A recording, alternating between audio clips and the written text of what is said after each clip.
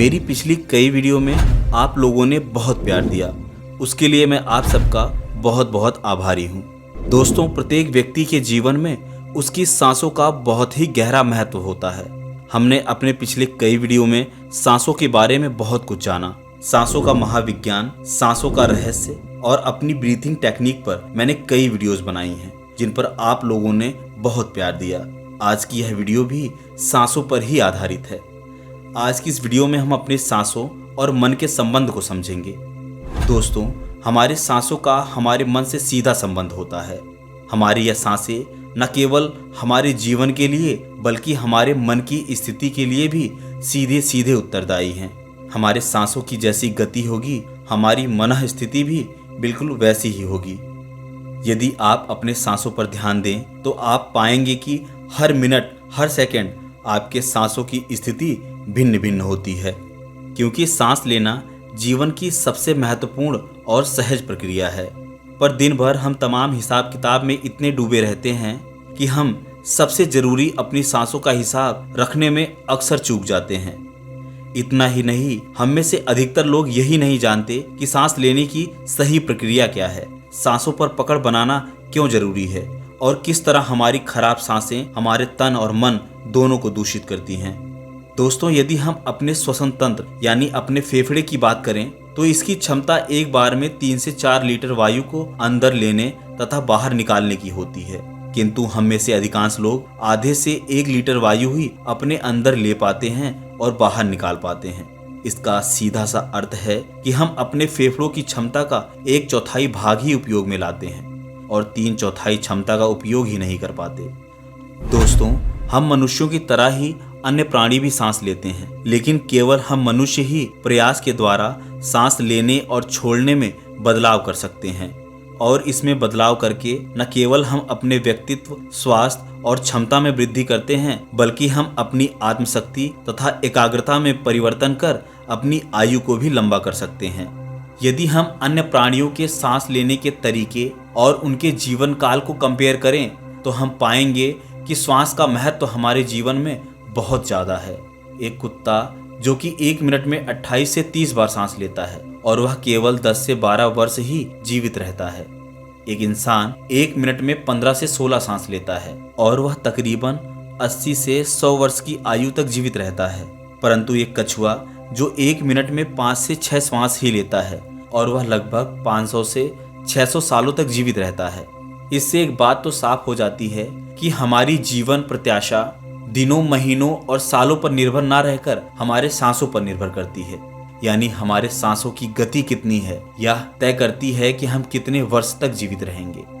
इसलिए जीवन की गुणवत्ता को बेहतर बनाने के लिए हमें सांसों पर पकड़ बनाना बहुत आवश्यक है। जैसा कि मैंने कहा कि एक सामान्य व्यक्ति हर मिनट में 15 बार सांस लेता और छोड़ता है। इस तरह वह पूरे दिन भर में लगभग 21,600 बार सांस लेने और छोड़ने की प्रक्रिया को पूरा करता है। सांस लेने और छोड़ने का हमारे मन और उसके भावों से गहरा संबंध है। भय, क्रोध, तनाव तथा कुंठा की स्थिति में सांसों की हमारी यह गति तेज हो जाती है। जब भी मन में नकारात्मक विचार तथा प्रवृत्तियां आती हैं, तब सांस लेने और छोड़ने की गति तेज हो जाती है।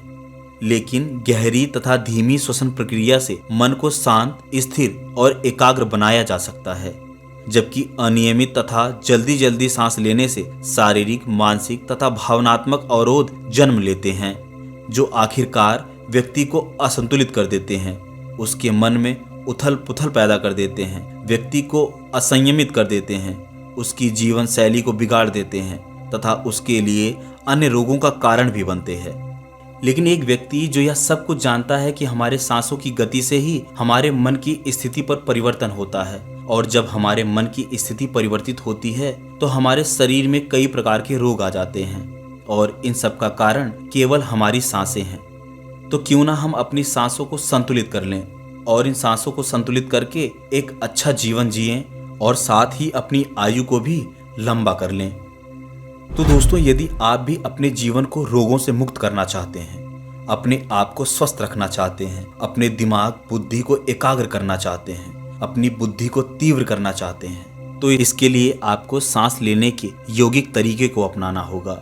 यानी आपको यौगिक श्वसन का अभ्यास करना होगा। यह एक ऐसी प्रक्रिया है जो आपके श्वास की गति को सतत कंटिन्यूअस बनाती है और आप अपने दिमाग, अपने मन और अपनी बुद्धि को एकाग्र कर सकते हैं। इस प्रयोग को करने के लिए सबसे पहले आप पद्मासन, सिद्धासन या किसी भी ऐसे मेडिटेटिव पोस्चर में बैठ जाइए जिसमें आप अपने आप को बहुत ही ज़्यादा सहज महसूस करते हों। आपकी रीढ़ की हड्डी, गर्दन और सर सीधा होना चाहिए।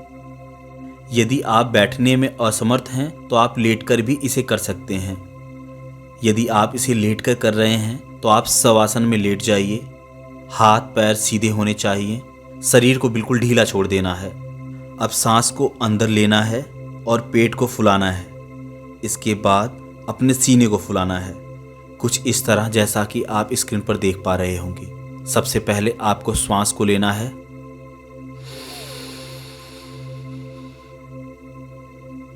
श्वास को अंदर लेकर अपने पेट को फुलाएं।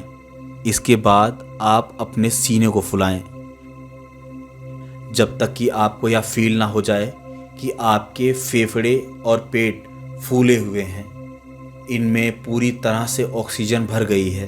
तब तक आपको अपने श्वास को रोके रखना है।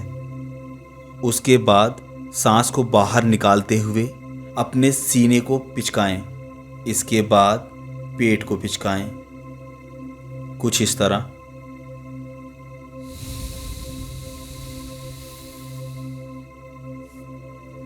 इस प्रक्रिया को यौगिक श्वसन कहते हैं। एक बार फिर इसका अभ्यास करेंगे। सबसे पहले श्वास लेंगे,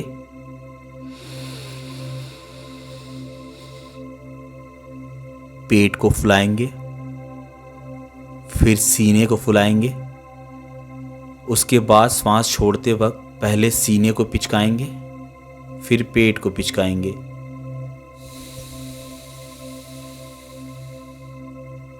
ऐसा ही आपको 15 से 20 मिनट करना है। इसका नियमित अभ्यास करने से आप अपने अंदर छोटे मोटे रोगों और तनाव से बच सकते हैं। साथ ही यदि आपको जुखाम, खांसी, बुखार, एलर्जी, साइनस, पेट के रोग तथा कफ संबंधी समस्याएं रहती हैं तो आप इस विधि के द्वारा इनसे भी राहत पा सकते हैं। तो फिलहाल आज की सांसों की इस वीडियो में बस इतना ही। आपको प्रयोग के दौरान क्या क्या परेशानियां हो रही हैं और आपको मेरी ये वीडियोस कैसी लगती हैं, नीचे कमेंट सेक्शन में लिखना मत भूलिएगा। मुझे आपके कमेंट का इंतज़ार रहता है, क्योंकि हो सकता है मेरे द्वारा बताए गए इस प्रयोग से कई लोगों को लाभ हो और कई लोगों को ना हो। तो जिन लोगों को इस प्रयोग से कोई लाभ नहीं हुआ है वो भी नीचे कमेंट सेक्शन में अपनी राय लिख सकते हैं।